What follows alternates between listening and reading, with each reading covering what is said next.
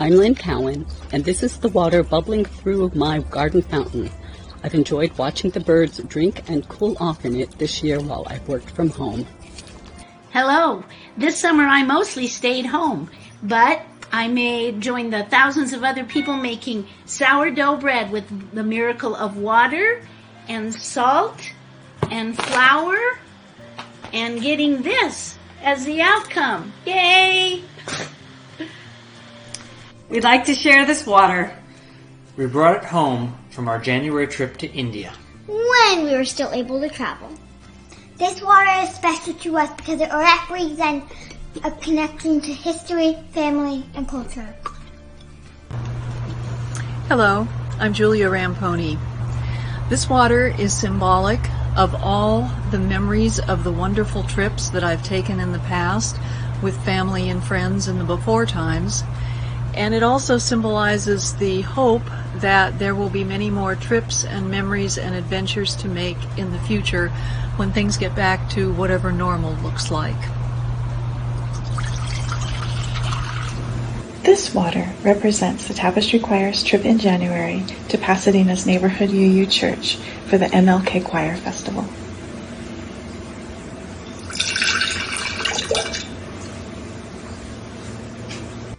This year I bring water from Lake Marie and Lake Silver and Evolution Lake and the many other alpine lakes and streams that sustained me as I hiked a portion of the John Muir Trail this summer.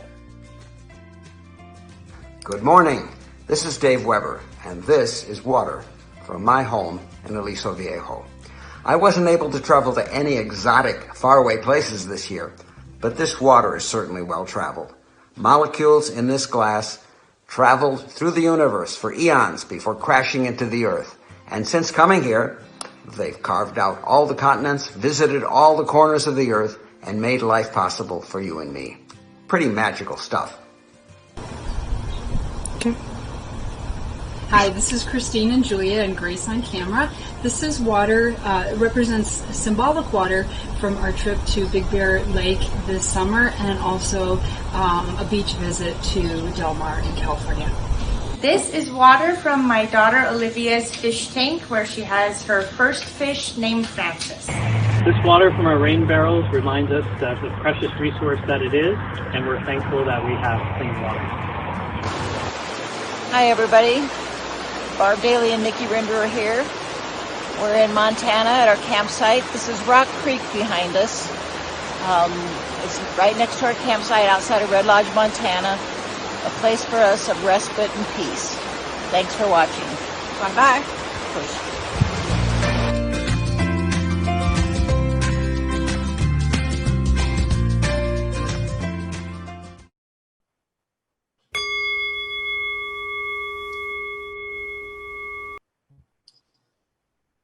It is great to be back here at Tapestry, both in the building and just back here with you in my ministry.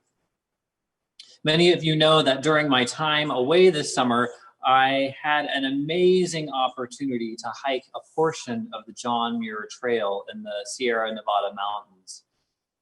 I went with my brother and sister-in-law and a friend of theirs who is now a friend of mine.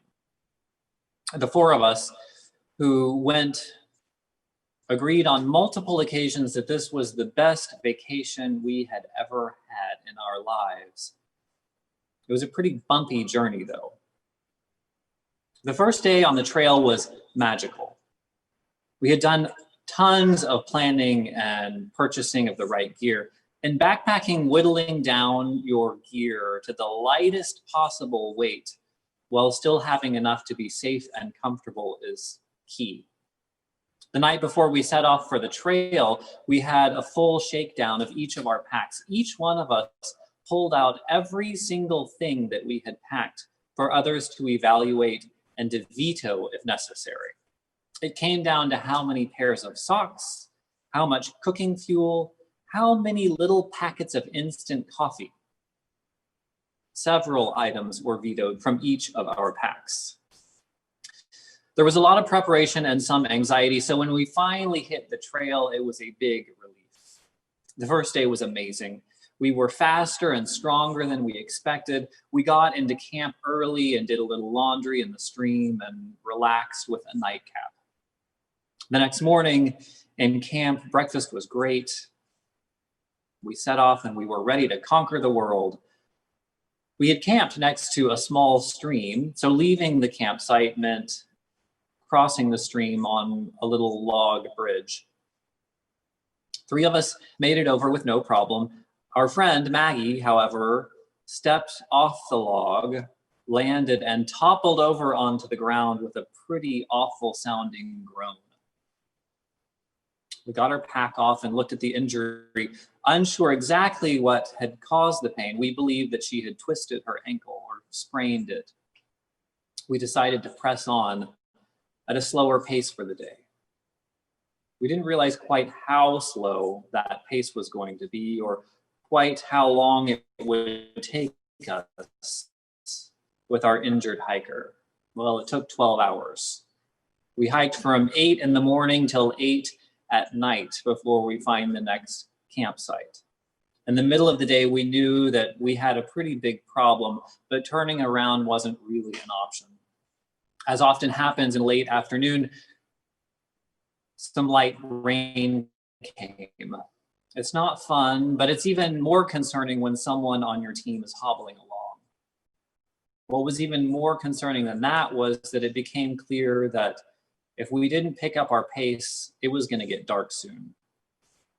It's possible to hike in the dark with headlamps, but hiking down switchbacks on a steep hill in the dark with a severely sprained ankle is not something we wanted to be doing. So my brother and I raced ahead, nearly jogging down these switchbacks to set up camp before it got dark, and then raced back up the hill to help his wife and our friend. It was a frantic and frustrating early evening. In the process, we found ourselves in a spot that I wouldn't normally have been, on the side of a mountain as the sun was setting. We made our way down the trail very, very slowly. And I noticed this set of switchbacks that I had already raced through twice were suddenly beautiful. The variety of wildflowers was stunning, and we were there just in time to enjoy incredible views of alpenglow. Alpenglow is that moment when the sun is setting to illuminate the tops of the mountain peaks with vibrant orange and pink light, while everything else is muted by shadow. Here's a picture of us making it to the bottom of that trail.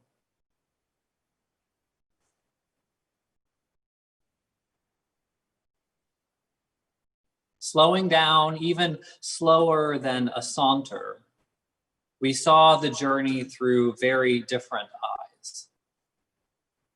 What's more, that night taught us to pause every night to look up at the mountains, to watch for the setting sun and the glow of the peaks. This picture is of what we saw the next night when we looked up from our camp.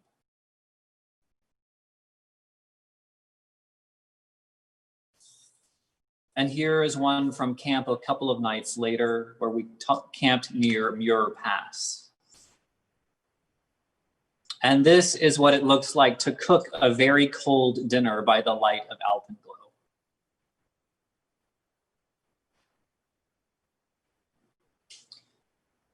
My time on the trail this summer was a great time to reconnect with the beauty of nature and with friends. It was also a big lesson in humility and the necessity to go with the flow. I told you the story about our friend spraining her ankle on the second day. Well, what we thought was a sprain was actually a broken foot. She hiked 25 miles on her broken foot until we could get her to a place that it was safe to get a ride down the mountain. The remaining 3 of us continued. After losing a full day of mileage from hiking with our very injured friend, we struggled to make up the distances.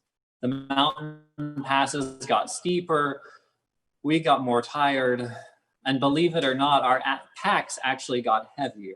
On the 6th day, we picked up more food and added 10 to 15 pounds to each of our packs.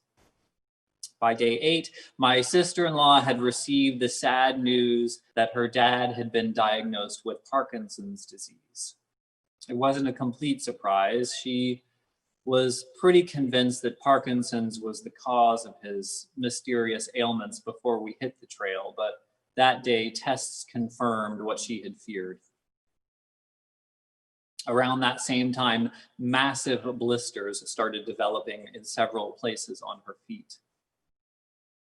After a long day on the trail, at camp that evening, or the evening of day 9, I said, you know, I don't have any pride wrapped up in finishing this thing. I've gotten most of what I came here for. And to be honest, it doesn't look like you're having very much fun. It became clear pretty quickly that all 3 of us were ready to find our way off the trail to a shower and a bed. The exit was our hardest day yet. It was a 14-mile day over Bishop Pass. But we did it, and our friend with the broken foot, cast and all, was there to meet us with smiles and hugs and cold beer, and it was a good day.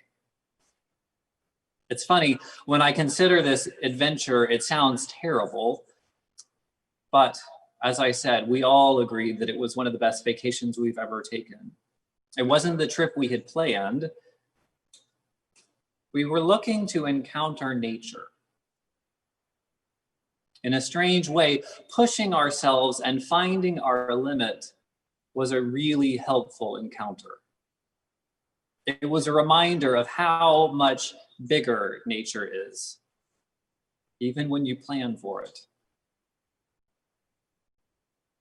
If there's any silver lining to COVID-19 in this strange year, I think it's that we're coming to a renewed appreciation for our place in nature. In a positive way, people are spending dramatically more time outdoors. Foregoing the mall and movie theaters, people are hiking and biking and going to the beach and gardening. I mean, did you know that propane for camping stoves is sold out in the entire state of California? We are reconnecting with the beauty of nature, not just the visual beauty, but the tactile beauty and the audio experience as well. Here in Orange County, our options and opportunities for that are unbelievable. COVID presents a more challenging reminder of our place in nature too. For those of us who are lucky enough to be in good health, it seems shocking sometimes to realize that our very human bodies are vulnerable to the natural world. And beyond our individual concerns, human activity in much of the world has come to a near standstill due to a microscopic organism. It's scary stuff. Far too many people have died, and the economic consequences are disastrous. We've been reminded this year that there is no separation between us and nature. We may construct lovely buildings and technologies that make us feel safe and special and different. But as long as we are alive, we are part of a living earth. We are all in it together. To me, that's what water communion is about this year. Just water, pure and simple. Water communion has meant so many different things to our congregations over the years. It first originated in 1980 at a women's gathering. They blessed water and took it home with them, or as a reminder of a new start and their sisterhood together. Sometimes as it talks about our coming together, sometimes it reminds us of persistence. But to me this year, water communion is a bit simpler. As Sigmund Freud said, sometimes a cigar is just a cigar. Water doesn't need to be a metaphor for a human endeavor to be worthy of our attention and praise. Water, pure and simple, keeps our bodies alive. It's the circulatory system of our planet, transporting nutrients and regulating temperatures. It's beyond ancient, and it continues to flow in an endless cycle in every single corner of the earth. This year, as so much seems wrong and broken in our human world, we've turned to the natural world as a reminder of something much bigger than ourselves. The world will keep spinning without our worry. The water will keep flowing. Occasionally, our task is just to show up and be refreshed by that magic. Amen.